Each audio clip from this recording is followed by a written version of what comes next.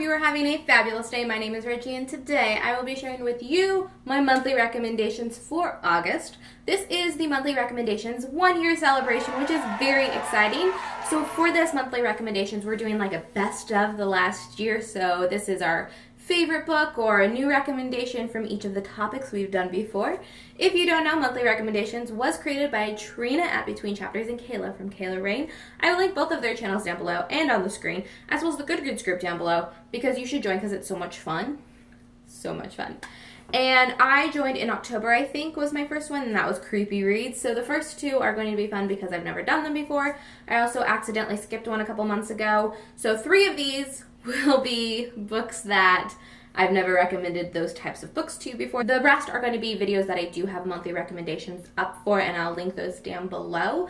But for those ones that I've already have videos for, these books that I mentioned today are going to be books I either didn't mention in that video or have read since that video. So the first topic they did was underrated books. My favorite underrated book is Golden by Jessie Kirby. This is a story of Parker. Parker is a senior. She is been accepted to her dream school, and she's drawing to the end of her high school career and is realizing she hasn't taken a lot of risks. And this is her story as she starts to try to do small things to make her senior year memorable. One of those small things she does is taking the diary or journal of a girl who died like 4 or 5 years ago in her very small town and reading it instead of turning it in. And so the story diverges into Parker's story as she's reading this journal and moving forward, as well as the diary's story moving in the past. And it's just very good. I love it. I love the way the two stories combine. I love Parker as a character. I love how realistic and true to my personal experiences Parker and her story felt. Love this book. It's one of my favorite books of all time, and I highly recommend it. The next topic they did was a book set in school, and for this I'm going with my newest hardcore obsession, and that is Vampire Academy by Rochelle Mead. The first 3 books take place in school, and I love them to pieces. I haven't read 4 on, but I love the school setting. I love these books. They seem like they wouldn't be that great, and I can see why people wouldn't like them. There was this thing that people were reading the Lux series and said it's light and it's quick and I love it and it's just this thing that sucks me in. And I read them and they were quick, but they weren't all that I wanted. I really didn't like the endings especially, but I didn't really like them that much. And then that was the same thing I was expecting from the Selection series. You know, it's not really that deep. It's like candy, but it's like fun and quick, and you will love it. And I hated the Selection series. So I was really adamant about picking up the Vampire Academy, but I finally did. I buddy read it with Ainsley from Books and Things, and I was enamored. This book definitely had its problems. It definitely had its flaws, but it hooked me in. And so far I've read the first 3 books. I'm like reading the 4th now, and it is in a school, and it's a vampire school, so it's different, but it's still really fun. Question number 3 is a creepy book, and I haven't really read any new creepy books since that monthly recommendations went up. So I'm just going to pick a book that's creepy in a different way, and I'm going with The Night Circus by Erin Morgenstern. This isn't a creepy book in terms of plot, but the way that things go down and the way certain characters handle certain situations is definitely creepy. This like big, long-standing rivalry between the mentors of the characters and the way they treat their mentees. The whole thing kind of gives me the heebie-jeebies. In a good way, I love this book, but it's kind of creepy. The next month, we recommended trilogies. And while I have read a couple of trilogies since this video was put up, I haven't completed any that I would recommend.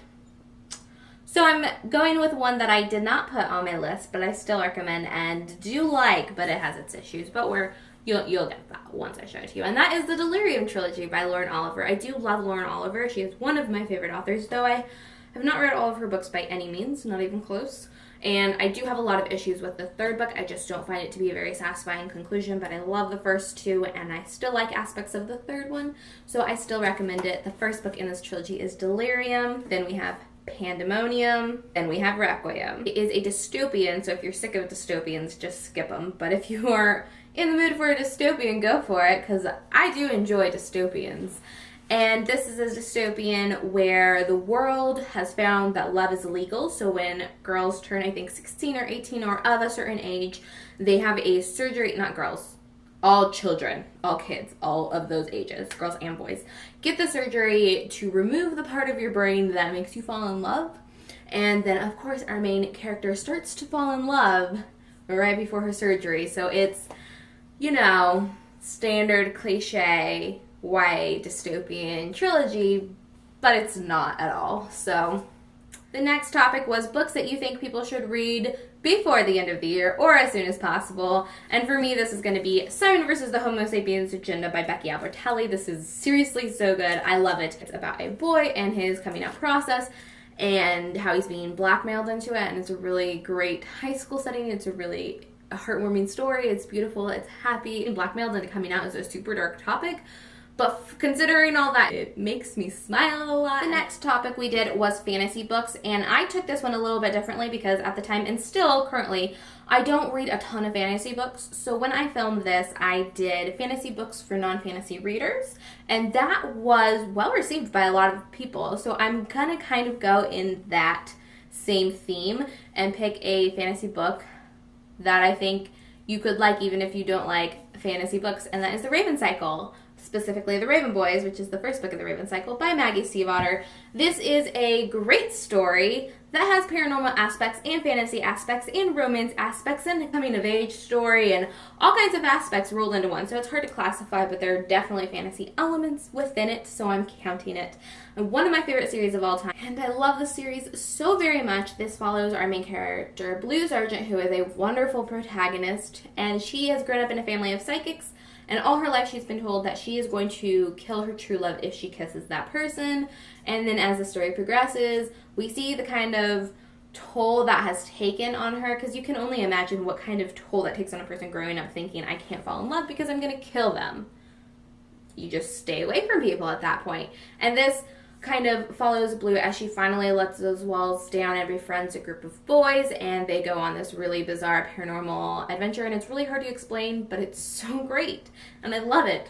So read it. If you haven't, just read it. It's great. But I do think since this has got so many different elements wrapped up into it, this is a book that has fantasy elements in it, but can appeal to a lot bigger range than fantasy readers. Next up is a book with little to no romance, and I don't think I've read very many books with little to no romance in them since this topic came out.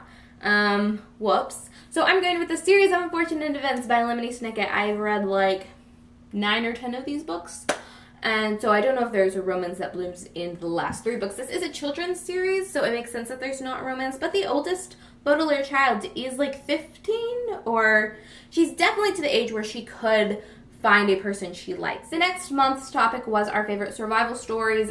Again, I'm taking this one a little different way because this was a kind of recent one and I haven't read any survival stories that weren't on that list yet. I'm going to take this in a different way, but I'm going with This Song Will Save Your Life by Leah Sales. And this book follows a girl who's been heavily bullied and finds a hobby, specifically DJing, that kind of pulls her out of that dark place and helps her find friends and accept things that have happened to her and move on.